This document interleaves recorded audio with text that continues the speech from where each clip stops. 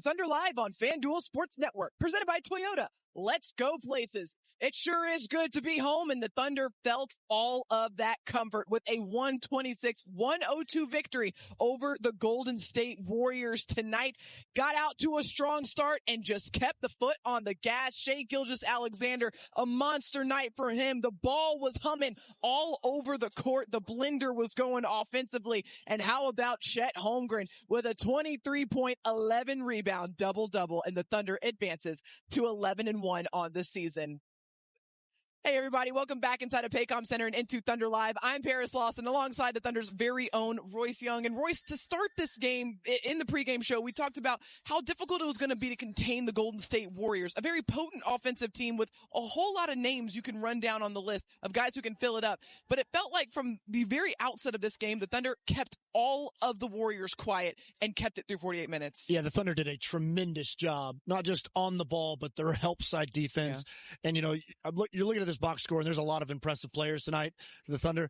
I think maybe the most important player on the floor tonight for the Thunder had 3 points in this one, and that was Cason Wallace. Cason was unbelievable in his effort guarding Steph Curry. We talked about it in the pregame show of how Cason is such a good off-ball defender, and you have to be dialed in when you are guarding Steph Curry because he works you all over the floor. So many different angles that he's playing. Runs that two-man game with Draymond Green, and you're chasing him all over the court. And then, of course, Cason's doing it in concert with his big men. Chet Holmgren was outstanding. Isaiah Hartenstein. So anything that the Warriors got going in terms of their action, it was bleeding through the shot clock. It was getting late in it, and they just could not get quality possessions, and the Thunder eventually just wore them out, and in that third quarter, it was an avalanche. Yeah, it's a really good point. The steals might not be loud in this game, but just the quality of shots for the Warriors, very, very limited throughout this game here tonight. All right, let's bring in our good friends who were on the call for us tonight, Chris Fisher and Michael Cage. Guys, what's your takeaway from this one? Well, for anybody who has watched the NBA over the last half decade to a decade, you just know what the Golden State Warriors are and how they play and just how lethal they can be with Steph and Curry, Michael. But tonight, that was not the story at all. The story was that this Oklahoma City Thunder team took their game to a whole nother level, and this game was over at halftime. I mean, there was no drama whatsoever because of the way that OKC played on both ends of the floor.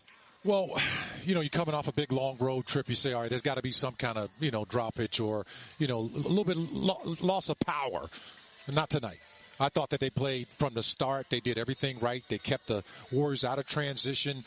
Paris Lawson talked about with the coaching staff at halftime, putting bodies around Steph Curry. He saw a lot of bodies tonight. And, I agree with Royce, that defense by Cason Wallace, he only had 3 points, but his defense spoke really loud.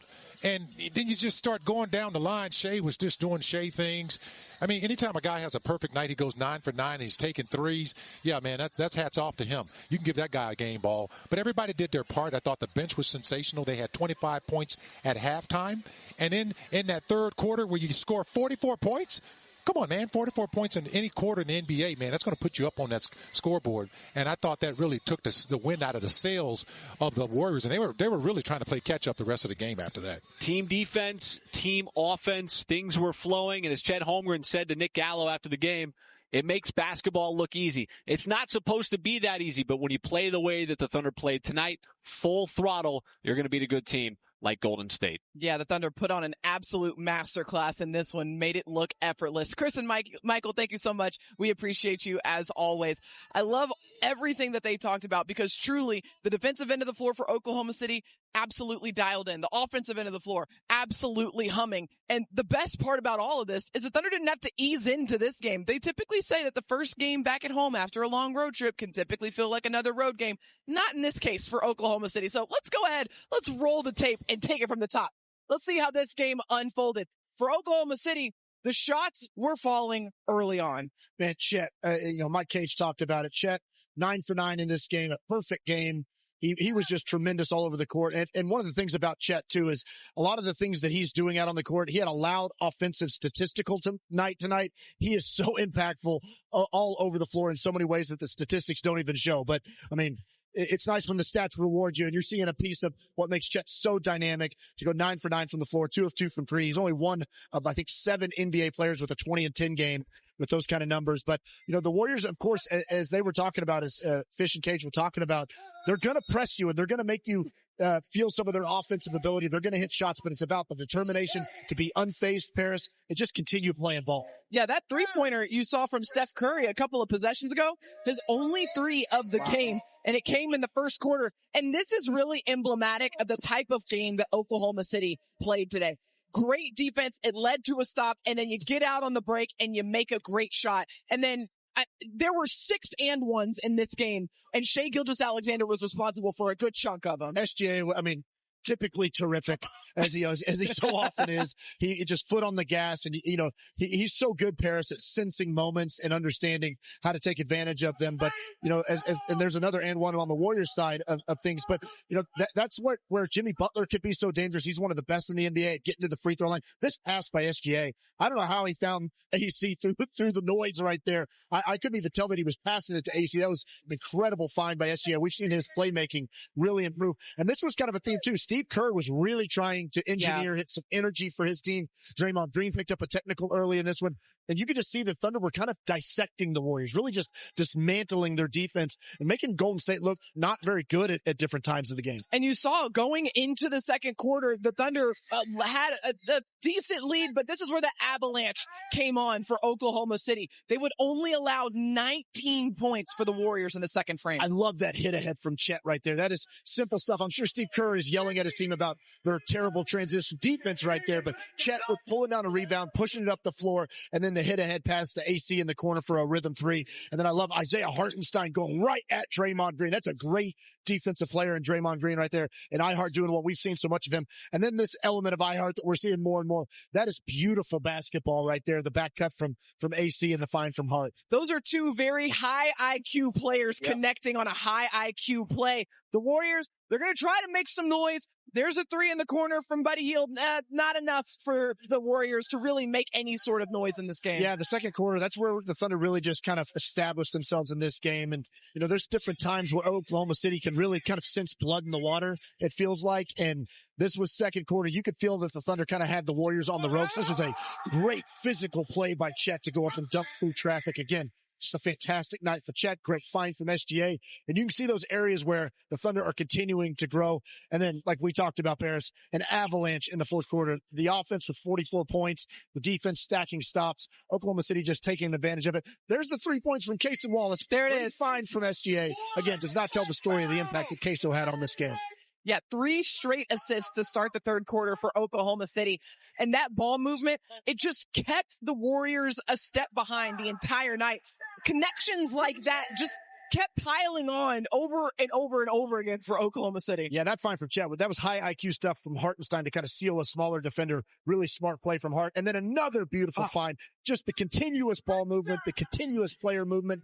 You just work off of iHeart like that, and you will find a good shot. It's just remarkable how the Thunder can engineer that kind of offense off of dribble handoffs and player movement. Yeah, that little curl around Isaiah Hartenstein at the elbow, very, very effective. And there you see Chet Holmgren just continuing to make big plays in this game. The Warriors, to their credit, they would have a really solid fourth quarter. The third quarter, though, belonged all to Oklahoma City with 44 points, only allowing 28 points for the Warriors. The Thunder did a great job in these final 6 minutes, too, Ferris, and really just kind of throwing the hammer down on Golden State. I thought SGA was terrific with it. Here's Chet with another three. Great rhythm look.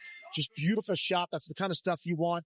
Oklahoma City putting the pressure on Golden State just throughout this quarter. SGA, again, he as good as any player in the NBA, he senses when he's got a team on the ropes, it feels like. Driving through contact. He just kind of puts his foot on the gas more than other points in the game, and you could tell that he sensed that he had Golden State on their heels late in this third quarter. Yeah, incredible awareness from Shai Gilgeous-Alexander out there on the court, and also great playmaking, facilitating. Oh, my goodness, Chet Holmgren putting the ball on the deck after the shot fake. And did someone say and one? Yeah, there's another one for you, Paris. But I mean, great stuff from Chet. Again, it's been a big focal point for him to be able to think fast and play slow at different times, slow himself down when he gets into traffic. Great example of that right there, where he just jumps up. So I feel like Chet, a year or two ago, he's trying to either go up in traffic or he's trying to spin move into traffic, losing the ball. That is a great job by Chet, just keeping his feet, slowing down a little bit and making a good play. And then Shai Gilgeous-Alexander, just like a hot knife through butter, making it all the way to the rim. And then, oh, you forgot, I could also make threes as well. Yeah, and that got SGA to 28 points right there. He wasn't able to cash in on another 30 under 30 game tonight. He had 28 in 28 minutes, but AJ Mitchell, again, just a fantastic game for the Thunder, just continuing to expand his game, finishing through traffic for what was that, Paris? An and one. And one right there. Yeah, 3 points the old-fashioned way for AJ Mitchell. The Thunder had 6 and ones in this game and 126 points on the board. Let's take a look at these final stats. Really good-looking numbers for Oklahoma City. 50% from the field, around 44% from the three-point line. And then you see the assist numbers, 29 assists. They dominated in the paint. I mean, really, the big area in this, too, is the fact that you held the Warriors to 13 of 35, which is just below 37% from the three-point line. I think in a lot of ways, the 35 part of that number is almost more important than the 13. Just not letting them get off threes. That's a great point. You know, Steph Curry was fighting to just try to get free for a look. Mm-hmm. And he had the ones that he got up were kind of forced. He had to really kind of force them up in traffic. And again, there's different times where, you know, in that third quarter, you could tell Steph was really trying to kind of spark something. Yep. And he's so dangerous with that. When he gets 1 or 2 to go in, you could kind of feel a shift. But the Thunder did such a great job of just shutting that off. Yep. Never letting Golden State really get any air to breathe in the game. Yeah, the Thunder did a really good job sending a lot of bodies to the main players for the Warriors, Steph Curry and, of course, Jimmy Butler. All right, let's get you over to the press room now so we can hear from Thunder head coach Mark Daigneault postgame. Mark, Chet ended up having a perfect shooting night and just didn't seem to force a thing the whole game. Is this something that you've just felt from him all along? Is this a mindset thing from him, or has he continued to kind of develop that feel for the plays to make? Yeah, I think that's been brewing, you know, since the beginning of the season. He's done a really good job, you know, with the floor game at the 4. He's played almost predominantly 4, finding his spots to get himself involved in the actions and transition. I think that's helped, and really being a good spacer. I thought he found some nice stuff on the baseline tonight. Good active spacing. Obviously, he can create as well, but he's really honed his system skills, even at a position that he didn't play early in his career, and that's how you end up with nights like tonight for him. How were you able to make them inefficient on offense, particularly through the first 3 quarters? I thought we just really did the job in terms of our discipline. They're a team that just requires great focus on the game plan, understanding personnel. I thought our alertness on Curry as a team was excellent. Kaysen in particular on Curry was outstanding. He played a minute for a minute after turnaround and having done that with Morant the other night. Great growth points for him to be able to kind of handle what is a tough cover, obviously. But the whole team, I thought, was just really keyed in. We had a few breakdowns, but generally it was a great night of focus and execution. Kind of a follow-up on that, the Warriors are a team that a lot of cuts, a lot of passes, screens that try and get guys open, try and have the defense lost. You guys seem to do a really good job with that. I mean, test your focus on that end of the floor. What'd you like about the communication you guys had? Yeah, I thought we were great on that end. You know, the way they play is different than most of the league. You know, they're just a very different style. And so it's kind of a special preparation, which can catch you on your heels sometimes. But we've also got kind of cumulative experience against them now. We've seen them a number of times, our core players have. And so, you know, we've kind of learned what the keys are against them. And I thought we did a great job of executing it tonight.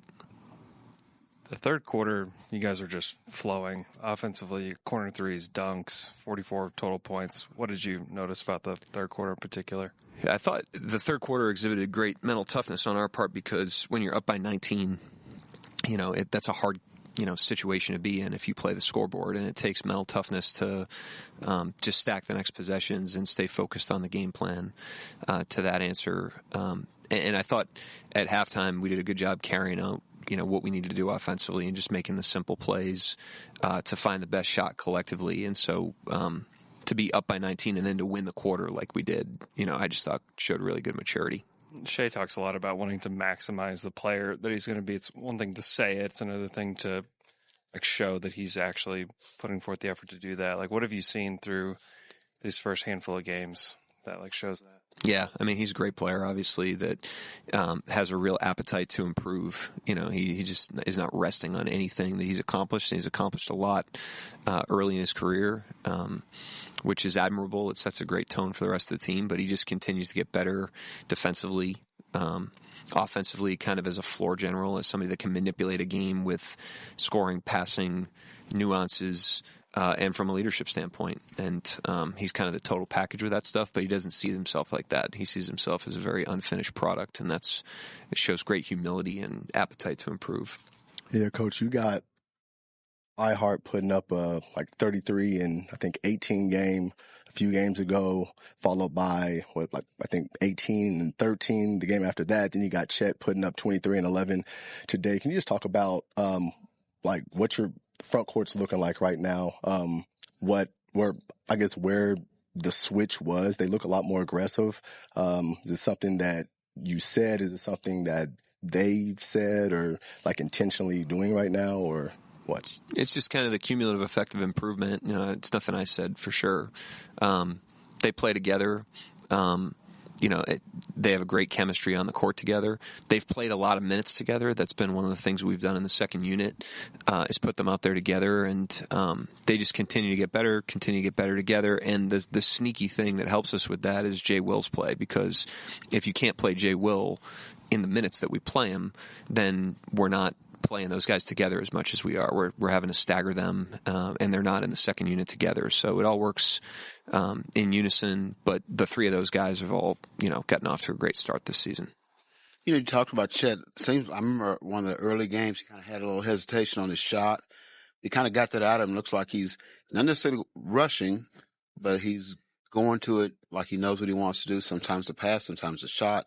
Just seems like he's in a real comfort zone. Yeah, it takes, time to learn the speed of closeouts, to learn spacing, to anticipate, when you're going to get the ball, and all that has just kind of grown for him over time. It allows him to anticipate his shots. It allows him to find space on the perimeter as an active spacer. That's the thing that Isaiah Joe and Wiggins, those guys, are outstanding at, is they find space, they find shots, and he's learning that. He's doing a better job of that. But yeah, I mean, he's similar to my answer on Shai. I mean, he's as good of a player as he is, as talented as he is, as much as he's accomplished early in his career. All he cares about is getting better. He puts the work behind it as well, and so that's why you're seeing improvement. Hartenstein's like that as well. Those guys, they want to get better. Yeah, just great desire to just want to continue to improve and get better, both individually and as a team. That's why we're seeing such a strong start for this team so far this season. But one word that stuck out to me, Royce, maturity. When Thunder head coach Mark Daigneault was talking about the Thunder at halftime of this game, up by 19, it's a really easy situation for you to just kind of like rest on your laurels a little bit and kind of coast your way through the second half. That is the exact opposite of what we saw from the Thunder. Yeah, that caught my attention too. And, I think that there's a saying like in soccer about like having a 2-goal lead, because a lot of times that's the worst lead you can have. Yep. Is because you start getting relaxed, you start getting defensive, you don't really continue to execute your game plan. And that's what Coach Mark was talking about. It kind of sounds silly at times to think like it can kind of be a little bit dangerous being up 19, but sometimes you start to let some habits slip, you let your focus slip, and you start playing outside of your game plan. Right. And it does take a lot of mental toughness, and the Thunder have really grown good at that. And they've done that last year, and they continue to stack on top of that, of those experiences of understanding how to continue to play and not play the scoreboard, but just play the game in front of you, play the next possession. And tonight was another good example of it. Yeah, great focus, great maturity, great awareness in this game as the Thunder take down the Golden State Warriors inside of Paycom Center. When we come back on Thunder Live, we're breaking down the game of one. Chet Holmgren racked up his 4th double-double of the season. 126-102. And after the game, our very own Nick Gallo caught up with Chet Holmgren. Let's listen in. Chet, this was a surgical performance by you guys. What does it feel like out there to be this connected on both ends of the floor? Yeah, it's amazing when everything's just clicking and flowing. And there's not a lot of thinking out there. Everybody's kind of just reacting and making the right plays. The game feels easy, and, it feels like a really good style of basketball to play. Shai has talked about wanting to continue to take strides forward as a player. This is an MVP who's trying to touch up the edges of his game. What do you see from him right now as a playmaker and orchestrator? I don't know. He was pretty good at everything already, but, I think, I can't speak on what his mindset is on improving, but I think he's done a really good job this year of understanding that, as a team, we still have to get better, and he's being a great leader and, helping everybody around him improve their game as well. And, we don't have to worry about him working to improve his. You were a perfect 9 for 9 from the field, but it just didn't seem like you forced a single thing. Where does that mindset come from for you, that restraint? I wouldn't even call it restraint. I would just say, just kind of reading the game, taking what it gives me, and then, being confident when, the game gives me an opportunity. And credit to my teammates tonight for finding me. I feel like, I got the ball in really great position. So, I'm just happy they all went in. Thanks very much, Chet. Quick turnaround. Good luck. My man. Chet Holmgren with a double-double in this one tonight. 23 points, 11 boards, and the best part about it, didn't miss a single shot. That's why he is our forward player of the game. I mean, Chet was just sensational all the way around. And, like he told Nick right there, he had the ball in great spots tonight. And when you're getting the ball and you're catching and finishing like that, you could put together a high efficiency night, but Chet also had to earn it. I mean, you got to knock down the shots. That's a great rhythm look for him. But, I said it earlier, Paris. One of the things about Chet is this is a great stat line. It was a loud offensive night, loud statistical night, but that doesn't come close to ever showing the impact that Chet has all over the court. He can have a game where he scores 10 points with 6 rebounds, but the influence that he has on the game, specifically on the defensive end, is so massive. And it's awesome to see Chet have a big night like this because catches a little bit of attention. Just natural for people to see nice stats like that and then take notice of them. It really helps when the numbers start to really pop as well, get a little bit more attention for all the other stuff that he's doing. To your point, that is invisible out there on the floor. Also to note, Chet's played solely the entire time this season at the 4, which is a little bit new, but it's because of the availability that the Thunder has. Mark Dagnall mentioned in the postgame interview about having Jay Will available, having Isaiah Hartenstein available, so that allows you to give Chet this opportunity to play a little bit more at the 4. It's a great opportunity for player development, and again, the Thunder always take this view with players about there's a long view of their career trajectory and how can you maximize their talents and their skill sets. And a lot of times that's about kind of trying to expand your comfort zone with a player and their skill set. And Chet, what makes him so unique is that his comfort zone can be expanded to such an incredible degree because of his unbelievable skill set at his size. So it's awesome to see him embrace that opportunity for development. And, it may really yield some really cool results as the season goes along, the more he gets comfortable. I'd certainly say he looked pretty comfortable out there tonight with that 23-point, 11 rebound, double-double. And the Thunder walk away with a comfortable victory. Game number 2 of this 2-game homestand takes place inside of Paycom Center tomorrow. And it's a late tip-off. The Thunder welcome in another team from California. It is the Los Angeles Lakers. When we come back here on Thunder Live, we'll get you all squared away with a scouting report for tomorrow's matchup against the Lakers. Take care of business here inside of Paycom Center with a win over the Warriors, but they're back in action again tomorrow, taking on the Lakers. That game tips off a little bit later, 8:30 p.m. Central Time tip-off, before heading out for a 2-game road trip that starts on Saturday out in Charlotte to face the Hornets, and then rounding things out on Monday in New Orleans to face the Pelicans. That brings us to the Thunder's next challenge inside of this building, and that's against the LA Lakers tomorrow, a veteran LA Lakers team, an LA Lakers team with a lot of experience.